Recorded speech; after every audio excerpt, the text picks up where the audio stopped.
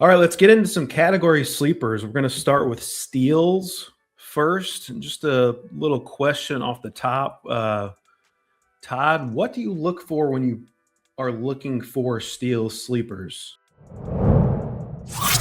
And do you want your guy to be fast when you're looking for a stolen base sleeper? It doesn't hurt.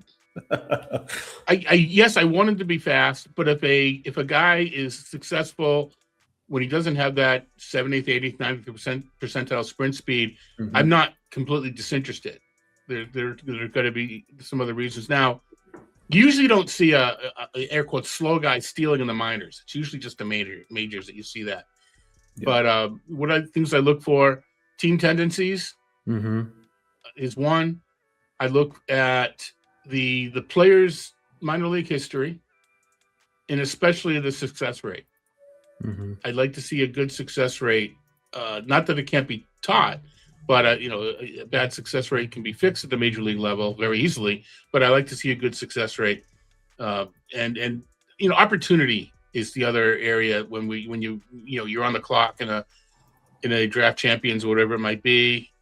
We're outside ADP 200, so we're still drafting 15th, 16th round, but some of these guys go into the reserves. All right, this guy, if he gets 300 plate appearances, he can steal 20 bases. What's his pathway to 200? What's his pathway to 300 plate appearances? Is it logical? Is there a clear pathway, or is it five different players have to get hurt? Well, he's probably not going to get there.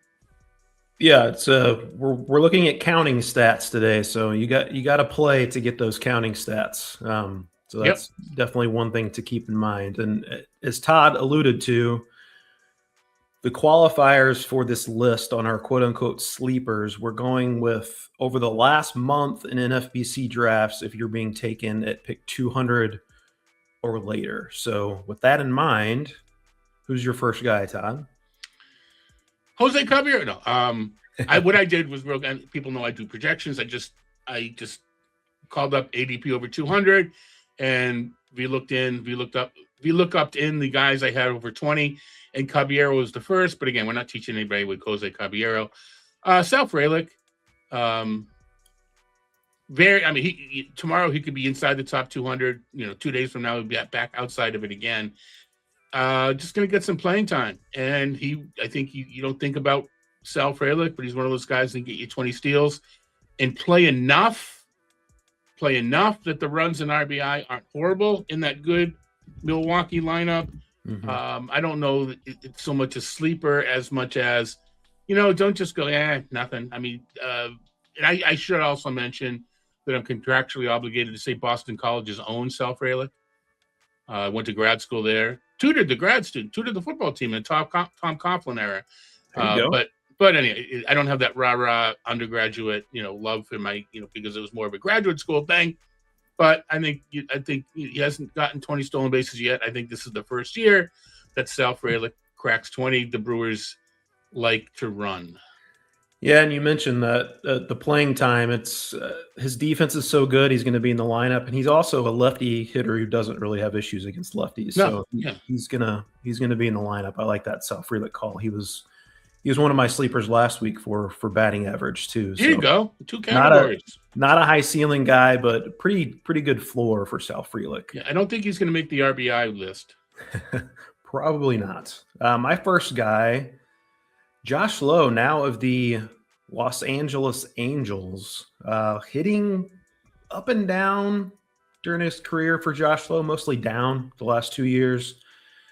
But when he's been healthy, the stolen bases have usually been there. 75 steals over the last 3 seasons, also done that at a 90% success rate. Has always been a very efficient base stealer. Josh Lowe had recurring oblique injuries the last 2 seasons. But the injury proneness is, at least to this point, hasn't carried down to his legs. So I don't think it should really affect his stolen base upside, just as long as he's in that lineup. Sprint speed was down a little last year. It's been kind of trickling down a little bit, but he was still pretty efficient. 18 steals and 22 attempts, I believe it was, for Josh Lowe. And that's actually not great percentage-wise for him, but that's for mere mortals. That's still a pretty good success rate. I do think as long as he's in the lineup and healthy, there is a pretty big qualifier if there, but I think he's going to steal you a good number of bases as long as he's in the lineup. And next on Todd's list, who we got? Yeah, Lowe's going to play. All right. So what do I have next? I've got, let's go with Caleb Durbin. I'm one of these days I'm going to call him Chad, but fortunately I wrote the name out, so it's not right now. Is he a sleeper? I don't know if he's a sleeper, but I think the point why I wanted to talk about Caleb Durbin, the Red Sox are one of those teams that will when you can steal, you will steal. Mm-hmm. Right? That's, do they run? It's Alex Cora and the rest of the brass. If you exhibit the ability to steal, you're usually being given the green light. And I think Caleb Durbin, 18 out of 24 isn't fantastic. That's like 75%, which is sort of below the mark that you want nowadays. But he has shown in the past the ability to exhibit pretty strong percentages. So I think the Durbin will be running with the Red Sox in the rookie year 18. I expect him to be over 18. Well, I filtered 20 as my cutoff. So again, probably not a sleeper, but you when you draft him, you probably nice player. I think there's there's an upside of 30 if he can get on base.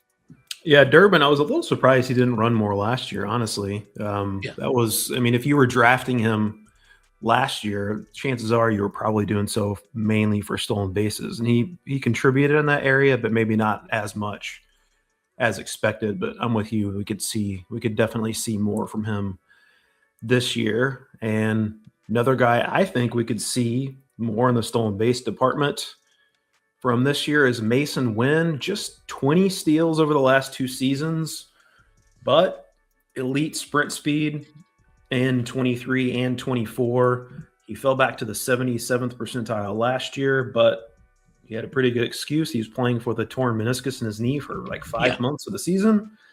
And big stolen base totals in the minors for Mason Wynn. Went 32 out of 37 and 43 out of 48. A couple of different years in the minors, still stole bases at an 89% success rate. Knee is healthy now. He had that surgically repaired. Says he's going to be more aggressive on the bases. A lot of people say that at this point in spring training, but as we've come to realize, especially with the rules in place now, intent and aggressiveness is often all it takes. We saw Josh Naylor steal 30 bases last year. So if Mason Wynn has a desire to steal a bunch of bases, I do think he's capable of doing that. Looking likely to hit leadoff for the Cardinals now that Brendan Donovan is no longer there. That Cardinals lineup is probably going to be rough. They are likely going to have to manufacture some runs. So I think Mason Wynn will have the green light on the bases. I think he's going to steal 20 plus this year.